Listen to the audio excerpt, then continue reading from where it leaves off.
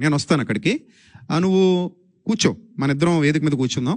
నువ్వు చేయనా నా కళ్ళ ముందు, నేను వస్తూ ఒకడు వచ్చి అంటాడు, ఇది చేయమను, అది చేయమను, ఇది చేస్తే అప్పుడు నమ్ముతా, ఇది జరిగితే అప్పుడు నమ్ముతా. పెద్ద పోటుగాడు, నువ్వు నమ్మకపోతే ఏడిచాడు. ఎవడు ఏడిచాడు? నమ్మకపోతే పోతావు నువ్వే పాతాళానికి. పోటుగాడు, నువ్వు నమ్మకపోతే ఎవడికి నష్టం?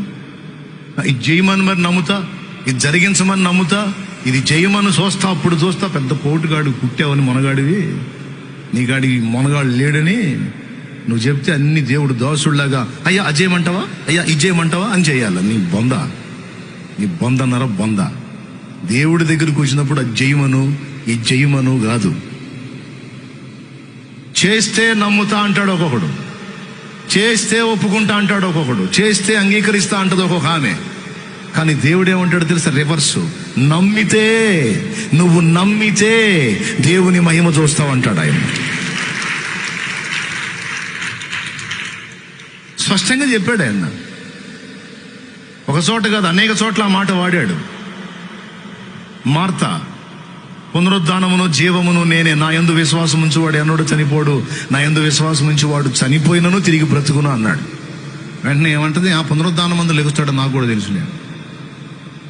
అంటే ఎప్పుడు రేపుడికి కాదు, నేను నిన్నటికి నేటికి కూడా దేవుడనే. మార్తా,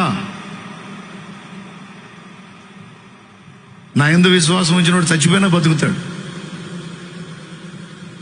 అంత్యదినమున లేచునని నేను ఎరుగుదును ప్రభువా.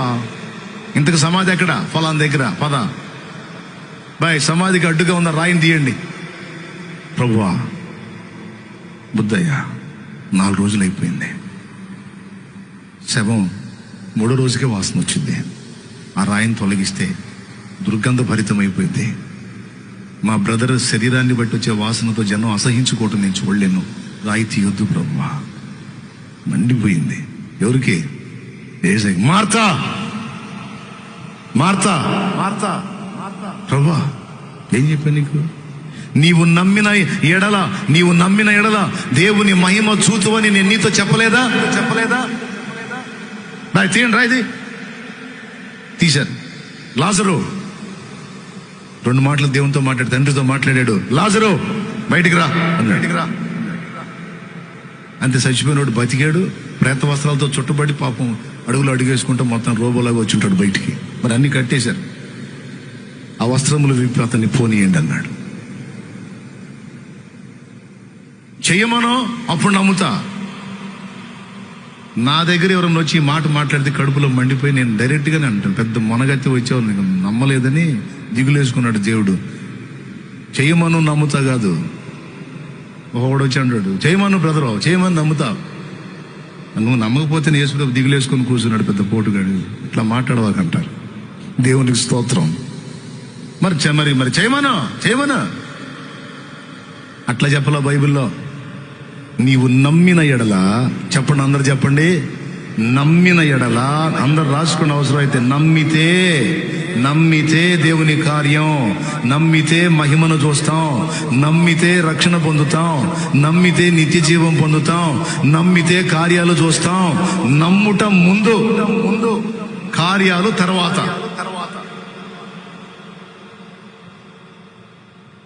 ఇది పాఠం. చెప్పు, ఏది ముందు ఏది వెనక? ఈ రివర్స్ గాళ్ళంతా కొంతమంది వచ్చి చేయమను అప్పుడు నమ్ముతా, చేయమను. ఈ పాస్టర్లు కూడా ఉన్నారు ఇట్లాంటి. ఇందులో ఎంత ఆకుల గుంపు, ఇది ఫలాల గుంపు కాదు. ఇది ఇవన్నీ ఆకులు గల అంజూరపు చెట్లు. వీడు అసలు పేరుకు వాడు సేవకుడు గారు. ఇట్లాంటి మాట్లాడి ఎవడైనా సరే పేరుకే సేవకుడు, కానీ వాడు నిజంగా సేవకుడు కాదు, వాడు విశ్వాసి కాదు. అసలు వాడు దేవుని సంబంధే కాదు. అది చేయమను అప్పుడు నమ్ముతాననేది ఎందురా నువ్వు? దేవుడు చేయలేదా కార్యాలు? దేవుడు కార్యాలు చేయలేదా?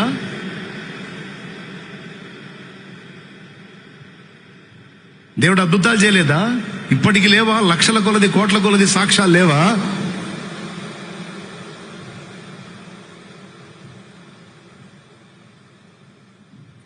ఎవరైనా సరే చెయ్యమనో నమ్ముతా అన్నోడు రివర్స్ లో ఉన్నాడని అర్థం. అటు పాస్టర్ అయినా సరే రివర్స్ లో ఉన్నాడు, దేవుని సత్యానికి వ్యతిరేక దిశలో ఉన్నాడు.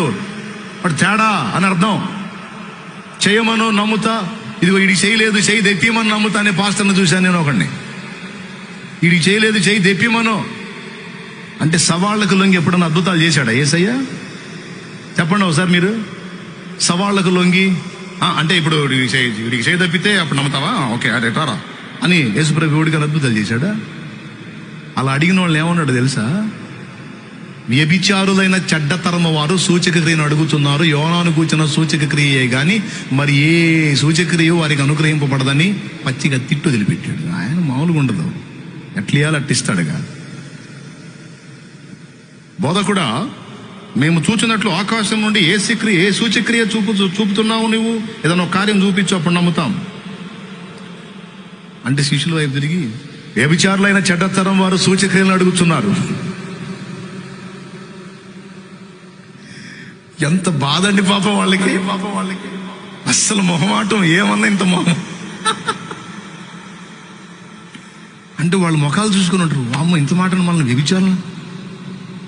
ఓ అసలు ఈ బోధకుడు జోలికి పోవటమే తప్పురా. మనం పచ్చిగా ముఖం మీదే తిట్టేస్తున్నాడు. దేవుని దగ్గరికి వచ్చి శబదాలు సవాళ్లు చేస్తే పగిలిపోద్ది మొహం. మర్యాదగా దేవుని దగ్గరకు వచ్చి దేహి అని అడుక్కోవాలి, దేవుని పాదాలు పట్టుకోవాలి. ఫస్ట్ చేయాల్సింది అంటే నమ్మాలి. నేను ఆ సోదరికి చెప్పాను, విశ్వసించింది, కార్యం చూసింది. అట్లాగా నమ్మిన వాళ్ళందరి జీవితాల్లో కార్యాలు చేస్తాడు. కొంతమందిని పరీక్ష కోసం అట్లా ఆపుంటే వాళ్ళకు కొంతకాలం ఆ శ్రమ కొనసాగిద్ది. తర్వాత మనకు నేర్పాలనుకున్న పాఠం నేర్పిన తర్వాత తీసేస్తాడు ఆయనే. మన జీవితాలు ఆయన చేతుల్లో ఉన్నాయి. కొడితే గట్టిగా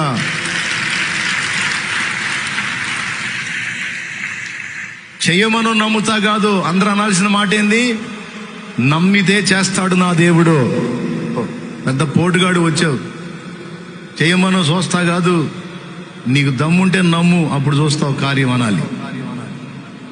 ఇదే మాట మార్తాతో అన్నాడు యోహాను సువార్త 11వ అధ్యాయంలో.